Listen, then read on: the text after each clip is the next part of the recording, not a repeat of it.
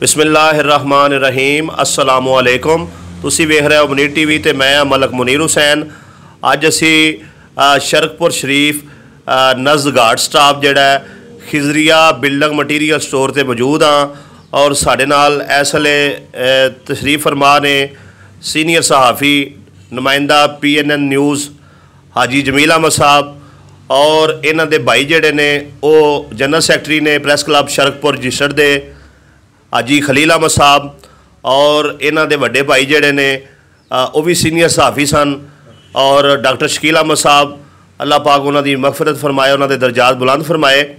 असी अज इन्हां दे कोल एक बड़े ही अहम मसले के सिलसिले च हाज़र होए हाँ और उस मामले च इन्हां दी राय जानांगे। हाई साहब ये दसो कि जिहड़े तुसी एक इरादा कीता है इस नेकी दा, ये तुहाडे दिल च किवें ख्वाहिश पैदा हुई कि इस सिलसिले नूं शुरू किया जाए? सब तो पहले बिस्मिल्लाहिर्रहमानिर्रहीम। सब वेखण वालियां नूं और सुनण वालियां नूं अस्सलामु अलैकुम।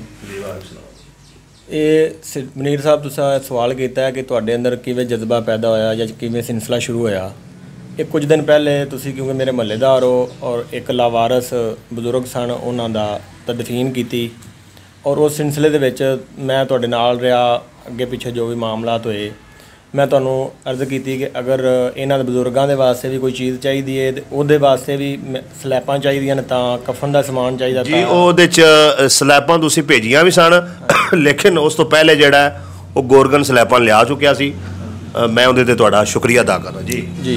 उस हवाले नाल मैं एक बजुर्गां नूं लावारस जिहड़े सन उन्हां नूं दफन तदफीन करन दे मामलात दे अंदर नाल तुहाडे मिले जुले और दिली तौर पर इन्ना सुकून मिलया कि जिस तरह किसी एक अपने अजीज़ नूं, एक अपने भाई नूं या किसी एक अपने बजुर्ग नूं तदफीन होंदी करी दी है जी।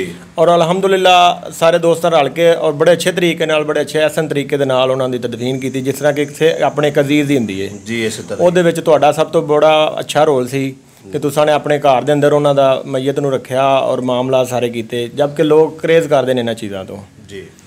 ते उस हवाले नाल उस दिन ही मैं तुहानूं कह दित्ता सी, लेकिन चूँकि मामलात चलते रहा, टाइमिंग दी मसला रहा जी और ये असां जिहड़ा सिलसिला शुरू किया इंदा असीं एक नाम रखा अल्लाह और उसके रसूल दा खाता जी। ठीक हो गया। कोई भी सफ़ेद पोश आदमी है या कोई माड़ा दुबड़ा बेचारा, ये गुरबत या अमीरी गरीबी अल्लाह ताला दी देन है जी। ये धुप दा परछावां है, सुबह किसे घर है तो शाम नूं किसे घर है जी। इस तरह तो इंशाअल्लाह अगर किसी भी दोस्त नूं शरकपुर दे एरिए दे अंदर या किते बाहर तहसील शरकपुर दे विच या किसी भी जगह ते किसी नूं तदफीन वास्ते कफन और स्लैपां की जरूरत, मुकम्मल तदफीन का समान अगर किसी नूं चाहिदा होवे अल्लाह और उसके रसूल के खाते दे विचों फी सबीलिल्लाह खिजरिया बिल्डिंग मटीरियल स्टोर बिल मुकाबल किप्स कैंपस बनया साढ़े सामने दे बिल उनके बिल मुकाबले सिर्फ एड्रैस देने का मकसद ये और वीडियो बनाने का मकसद ये कि किसी दोस्त नूं नहीं पता जी। और वरना तो सदका खैरात करो एक हाथ नाल दिओ दूसरे हाथ नूं पता ना लगे। वीडियो बनाने का मकसद ये वे कि जिहड़े दोस्तां नूं अगर कोई जानदा है उनके कोई मुहल्लेदार है वो नहीं अफोर्ड कर सकते तो वो साडा एड्रैस देन, वो किसी भी मामलात ये ना भी आके कहण कि सानूं अल्लाह वास्ते चाहिए, सिर्फ इन्नी गल कह देन कि अल्लाह और उसके रसूल के खाते दे विचों सानूं स्लैपां और जिहड़े मामलात ने तदफीन दे, औरत दा होवे कफन या मर्द दा होवे, बच्चे दा होवे या बच्ची दा होवे या जिस तरह का भी होवे मामला तो इंशाअल्लाह असीं उहदे नाल आ जावांगे। जज़ाकल्लाह। अच्छा नाज़रीन, हुंदा इस तरह है कि जिसले किसी का कोई भी मसला होंदा है ना तो कोशिश करता है कि मैं अपने रिश्तेदारां अगे सवाल ना ही करा, अपने अहले महल्ला अगे सवाल ना ही करा। बिलखसूस जिहड़ा सफेद पोश बंदा होंदा है वो शर्म विच ही बेचारा रहिंदा है, लेकिन बंदा अपने घर तो अपने महल्ले तो हट के कोई बंदा पर्दे च उहदे नाल नेकी कर देवे तो बंदा वो कबूल कर लैंदा है। और तुसां हाजी जमील अहमद साहब की गुफ्तगू नूं सुनिया जिन्हां च उन्होंने दस्सिया कि शरकपुर शरीफ और इस पूरे इलाके के अंदर अगर किसी भी मुस्तहिक फैमिली नूं सफ़ेद पोश फैमिली नूं तदफीन के समान की जरूरत है जिंदे स्लैपां ने कफन ने वो अफोर्ड नहीं करता है तो फी सबीलिल्लाह अल्लाह और अल्लाह के रसूल के खाते के अंदरों वो बंदा आके इत्थे आके दसे इंशाअल्लाह ताला उन्होंने ये सारा समान मुहैया किया जाएगा।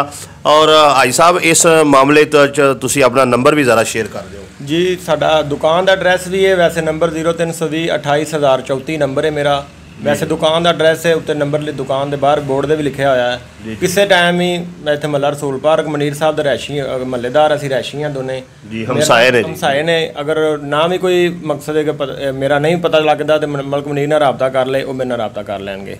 इस हवाले नाल किसी किस्म की जरूरत होवे इंशाअल्लाह असीं हाज़र हां जी। बहुत शुक्रिया नाजरीन, तुसी आई साहब दा जज्बा ईमानी वेख्या और एक दर्दे दिल रखने वाले आई साहब इंसान ने कि उन्होंने अल्लाह की मखलूक के दर्द नूं महसूस किया और एक अच्छा सिलसिला शुरू किया है। मेरी दुआ है कि अल्लाह तबारक व तआला इस सिलसिले के नाल उन्हां दे कारोबार रिज़क बरकत ता फरमाए और असी उन्हां दे शुक्रगुजार हाँ कि उन्हां जिहड़ा सानू जिहड़ा अपना बयान रिकॉर्ड करवाया और असी ये तुहाडे आवाम तक इस वास्ते पहुँचा रहे हैं कि वीडियो सुनने वाले टोटल अफराद जिहड़े ने वो आई साहब का नंबर नोट कर लो।